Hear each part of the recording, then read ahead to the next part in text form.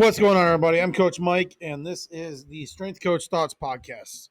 Yes, I am a few weeks late, just a little bit, but we are back. We're coming at it. We are going to talk about some stuff today. So, um, as always, the headbands that I usually wear in my videos, not today. I got a little hat on. It's Vertical Athletics headband. Make sure you use code Coach Mike for 15% off. Additionally, use code Coach Mike 311 at C4 Energy for 10% off your C4 purchases.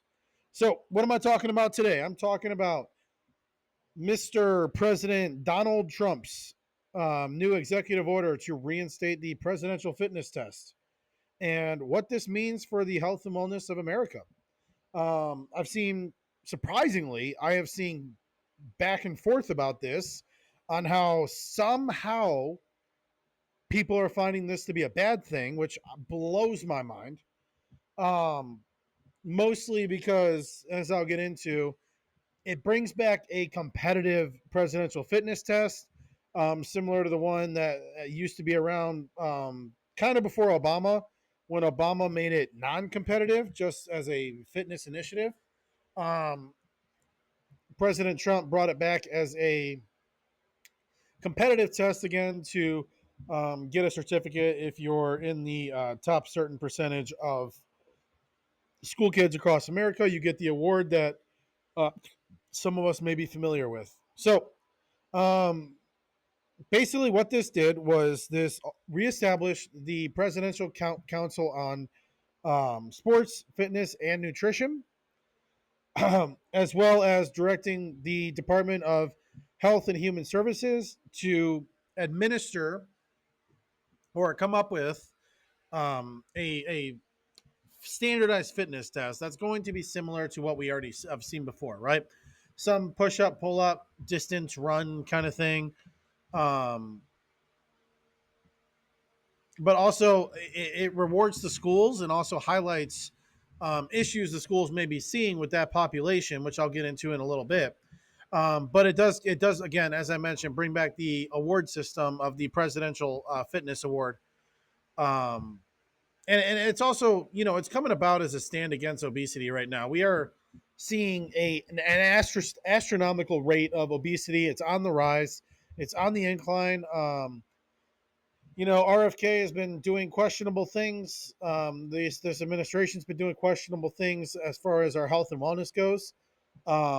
They're attempting to make steps in the right direction. However, their focus could be directed maybe more efficiently, but I think this is a very good step in the right direction. So, um, so what the presidential fitness test started as back in 1953, it kind of became as um, a way to identify or prepare children and young adults, let's say, for military service, right? So it's push-ups, pull-ups, sit-ups, mile and a half run time, and other iterations of the test. But it always involved calisthenics and running. Um, it did it did, as I mentioned, go through multiple phases, including some throwing in there, some sprinting in there rather than distance runs. But ultimately, in 2012, they decided to start phasing it out because, surprise, surprise, it wasn't equal for everybody, and some kids did better than others, which is not a very good reason to phase out a fitness test. Um, this is when Obama in 2013 replaced it with a non competitive youth fitness program, which was more focused on BMI, which, as I've mentioned in my other podcast, doesn't mean anything to anybody. Um, and then other heart rate metrics, such as, health metrics, such as flexibility, endurance, stuff like that, something is better than nothing, but largely doesn't contribute to the overall health and wellness and obesity of the country. So, why now? Why today? We are significantly, significantly worse off in America, obesity wise, than we were even just 5, 10, 20 years ago. Um, This is largely due to education and access to resources with a larger increase in crime is shutting down community centers, shutting down community basketball courts, different stuff like that, where kids used to go and actually participate in physical activity, whether it's basketball or after school programs at some of the youth centers. But these are being shut down because of crime rates. Additionally, their playgrounds are being stripped down from jungle gyms and stuff like that because they're not safe, and just being replaced with you know benches and stuff like that are not promoting physical activity. Again, not to be the old guy here, but technology and the iPads and all that, most people don't feel it's safe to just send their kid out on the street and be back when the streetlights come on, kind of thing, because they're just scared of what's going to happen to their kid. So it's much easier to give them a tablet, keep them occupied, and they become sedentary like that. But um, this is going to start this presidential fitness test in this iteration is going to start at the school level, obviously, right? So what this means is we are going to take the initiative as educators, as fitness professionals, as health and wellness professionals, to start teaching children what healthy physical activity looks like in a competitive way, because everybody that says that these things don't need to be competitive has not been in the real world, has not lived life. Life is competitive. This is teaching you to aspire to a goal so that later on in life, if you want a job, if you want an education, if you want resources, those are goals that you may need to compete for. So taking away competition at every single avenue of a child's life sets them up for failure when they become an adult. And competition is healthy. Competition is a natural part of a child's development. That's how they learn how to socialize. That's how they learn how to play fairly within rules. That's how they learn how to skirt some rules that are maybe are nonsense rules like we encounter all the time. So competition is very important for the development of a child. To one of the arguments I've seen against this presidential fitness test is the competitive aspect being brought back into it, where kids are going to do whatever test they come up with, and some are going to be rewarded for being at the top, and others are not going to be rewarded for not being at the top. And this seems to be a major holdup for a lot of people. I don't understand why. I mean, if you hit the top, you should be rewarded. If you don't, you should not be rewarded. It's very simple.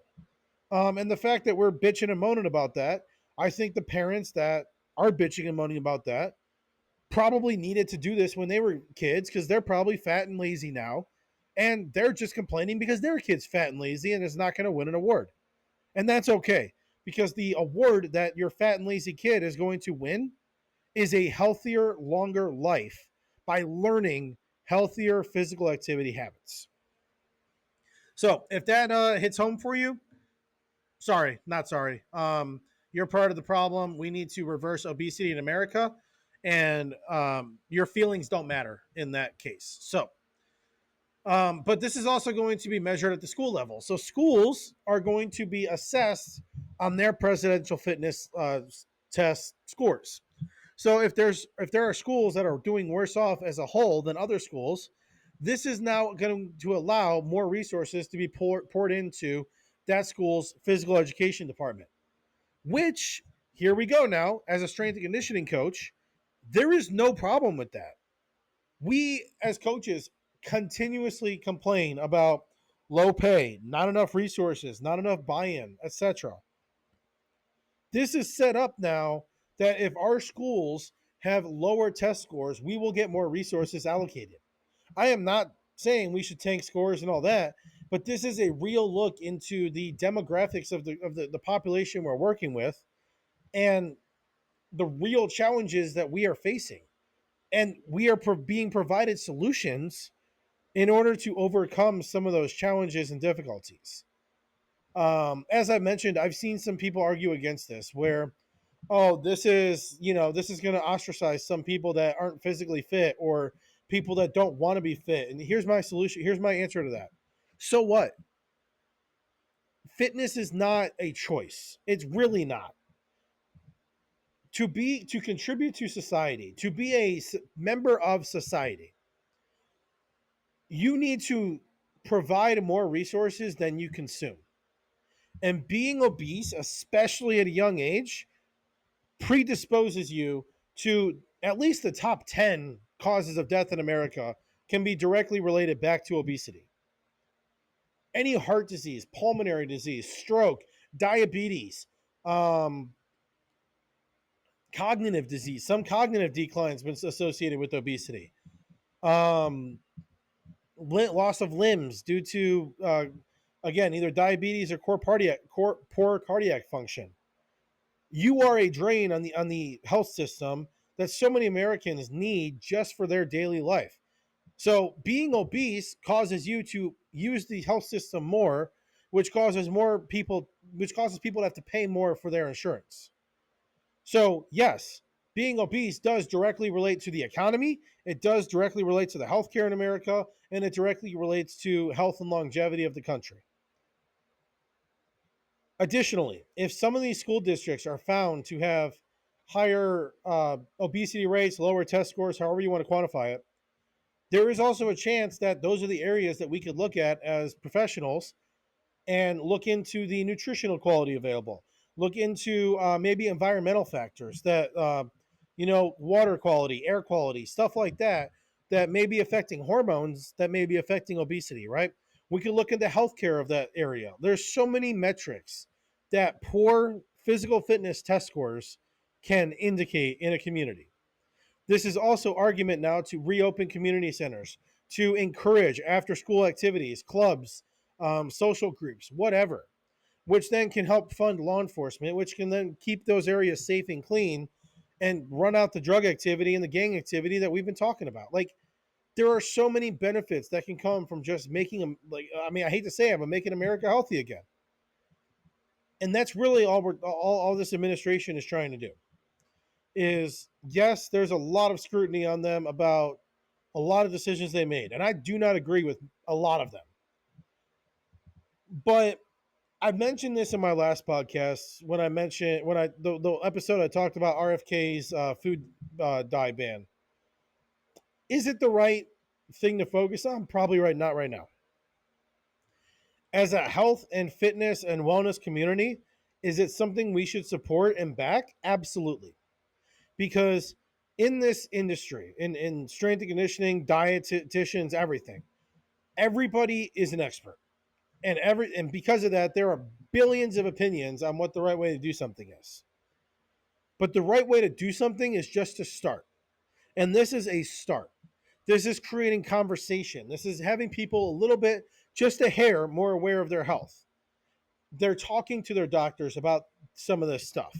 They're telling the doctor, hey, maybe don't put me on this medicine so quickly, right?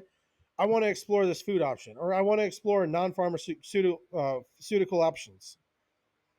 That is what's going to make America healthy.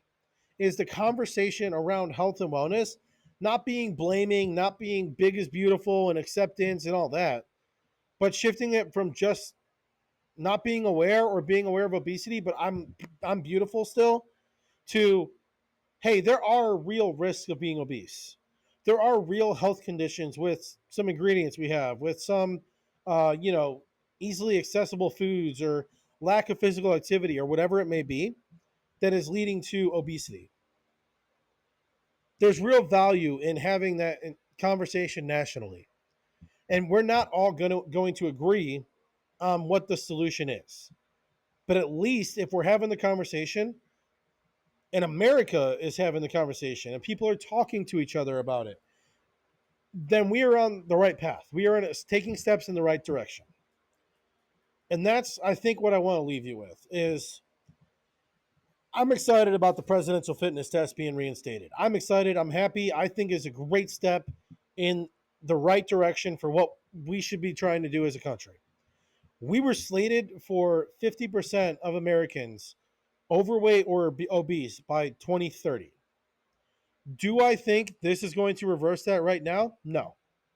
I think we're still on track for that because the food industry is much larger than it's led on to believe. And a lot of our problems stem from marketing people it's a long history. But we are being manipulated to be obese, to spend money on being obese. But taking the steps in the right direction that we are, that should be a good sign that we are saying no more, and we are pushing back against those in power that want us to stay fat, lazy, complacent, and spending our money on their drugs that don't even work. I want us to be encouraged, no matter what side of politics you fall on, that talking about our health and wellness and promoting conversation about health and wellness and physical activity and what we can do in our communities and what can be raised in our communities to help this initiative should be what we look at doing. I don't know what that looks like yet. It's not officially announced. But I would encourage all of us that are listening to try to get involved with our communities in some capacity to help give back to this initiative, whether it's volunteering at a community center or a rec, club league or something like that. But trying to get involved in the health and wellness of the country. And if one person does that and inspires another person, we can have a very good domino effect of people pursuing the health and wellness of this country. I'm Coach Mike. This has been Strength Coach Thoughts. I hope you got value from this episode. If you did, please leave a like, subscribe to the channel, and share this with anybody that you think would benefit from this episode or my podcast in general or any of my other playlists on this channel. Thanks for watching. I'll see you guys next time.